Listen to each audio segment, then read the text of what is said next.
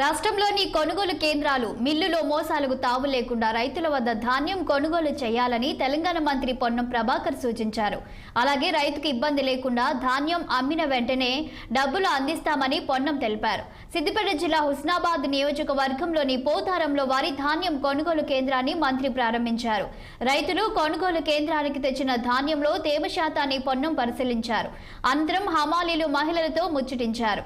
రాష్ట్ర వ్యాప్తంగా 8,000 కొనుగోలు కేంద్రాలు ప్రారంభించుకున్నామన్న పొన్నం రైతులు తమ ధాన్యాన్ని వడ్ల కొనుగోలు కేంద్రానికి తీసుకొచ్చి మద్దతు ధరకు అమ్ముకోవాలని సూచించారు. రాష్ట్ర వ్యాప్తంగా పండించిన వరి ధాన్యం కొనుగోలు చేయడానికి ప్రభుత్వం సిద్ధంగా ఉందని తెలిపారు.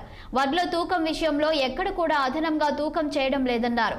ఒకవేళ ఎక్కడైనా అదనంగా తూకం వేస్తే చర్యలు తీసుకుంటామని హెచ్చరించారు పొన్నం ప్రభాకర్.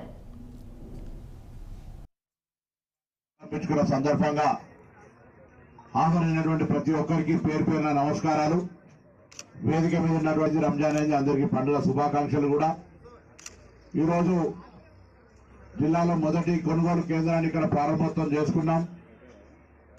రైతు చాలా తేమ శాతంతో 12 తేమ శాతంతో కూడా తేవడం జరిగింది.